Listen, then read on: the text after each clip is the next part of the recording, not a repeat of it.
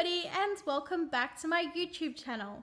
So today I'm doing part 3 of what not to say to your friends going through infertility / IVF. So the first one, when people say, I just look at my husband and then I'm pregnant.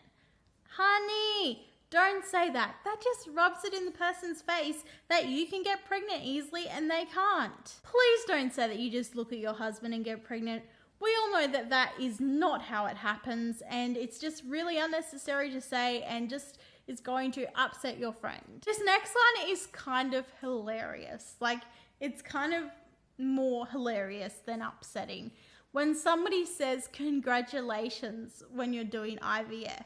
Saying, I'm doing IVF, and then saying, oh, congratulations! That is exactly like saying, hi, I'm going for my driver's license today. Oh, congratulations! Just like the person going for their driver's license. It's not a guarantee that the person going for their driver's license is going to pass that test. So you're congratulating them when they could fail. It's the same with IVF. It's not necessarily going to work, and you're congratulating them when it hasn't even worked yet.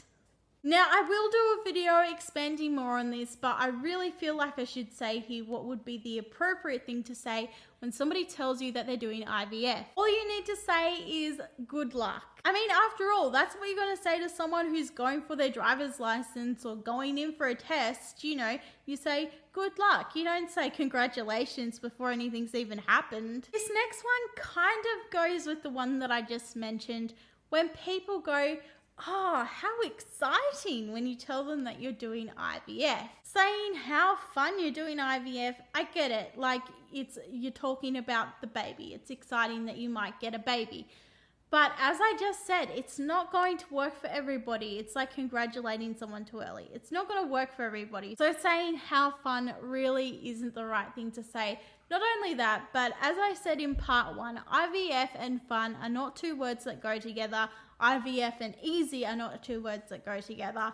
Yeah, it's definitely not fun getting needles stuck into you. I mean, would you say to your child, oh, we're going to get immunizations today. It's going to be so fun. You might say to your child, look, I know this is really going to hurt and you don't like needles, but you know, mum will get you a lollipop afterwards. You're not going to tell them how fun it's going to be. You're going to tell them the positives that'll happen after. So yeah, if you wouldn't tell a child that immunizations are fun, please don't tell your IVF friend that, oh, how exciting you're doing IVF. The next one is just think positively.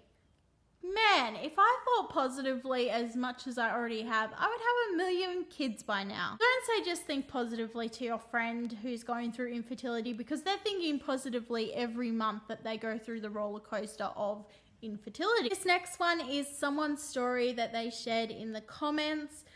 So they had OHSS, which is where you get overstimulated from the IVF hormones, and you can get really sick. Like, there's different severities of it. So mild, you know, you will be fine staying at home and resting. Whereas the severe cases, you actually are hospitalized. So this lady had spent some time recovering from her OHSS, and her boss told her that it isn't an illness. It is an illness. It's a medical procedure. It's not something that you choose. So if you're a boss and one of your employees is going through IVF, please don't tell them that it's not an illness when they're overstimulated from the hormones. The next one is hilarious. Oh, well, you must get to choose the gender of your baby then. Yes, you can know the gender of your embryo. However, people going through infertility, they just want a healthy baby. They don't care what gender they get. They just want a healthy baby. Another thing is fertility clinics don't test to see what genders they are. It's an unnecessary procedure, and they only do it when there is diseases and things that are only going to affect, say, Fragile X will affect boys, so they test the embryos for that. So knowing the gender is really only for the people in the laboratories who are handling the embryos. Yourself as a client receiving your embryo, you often will not know what gender you're getting. And as I said, anybody going through infertility is not going to be upset about the gender of their baby. Like, that is so stupid. And, you know, it annoys me when people get upset about, you know, the gender of their baby. You know, I get it. You probably, you know, finally want a boy because you've got 6 girls or whatever. But when there's people out there who can't have kids, just be grateful for what you get gender-wise. Yeah, you just want a healthy baby, you know. Gender should really not come into it. So this next one is a comment that a family member made to one of their family members going through IVF. They said that their IVF baby isn't a real baby, that they are just a laboratory experiment. Guys, that is so heartless. Yes, science is involved, but they're not an experiment. The baby was conceived through IVF. They're not an experiment. They're human, just like you, just like me. So please don't treat your friend's baby or your relative's baby like they're just an experiment and they're not a human, because they are a human being. Now this next one is for male factor infertility and same sex. People have said to them, why don't you just sleep around?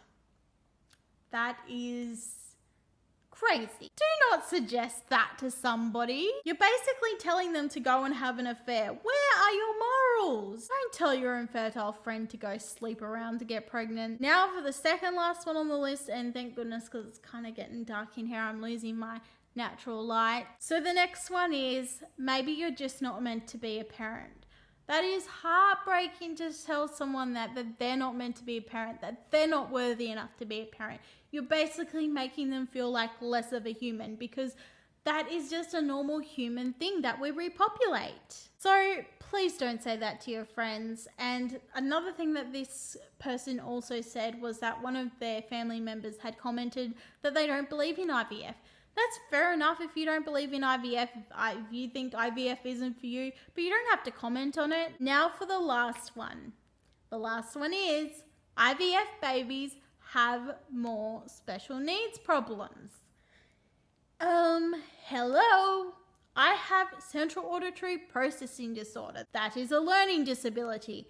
I was not conceived through IVF. I know quite a few people with disabilities who were not conceived through IVF. And I know a few kids who were conceived through IVF, and none of them have disabilities. Also, there is nothing wrong with disabilities. So if you're going to make someone feel like less of a person because they have a disability, that is just cruel. People with disabilities are a gift to us. They are special. They are not less of a person, so please don't treat them like that. And last of all, get your facts straight before you go making assumptions about IVF. So that is the end of this. That is part 3. I will do some more IVF videos sometime soon. So please don't say any of the things that I just mentioned in this video and the last 2 videos to your friends who are going through IVF or infertility. I'm sorry if I offended anyone in this video, but you can't treat people like this and expect them not to be upset. Okay, but on a brighter note, thank you everybody for watching this video. I hope you guys enjoyed it, and I'll see you all in the next one. Bye!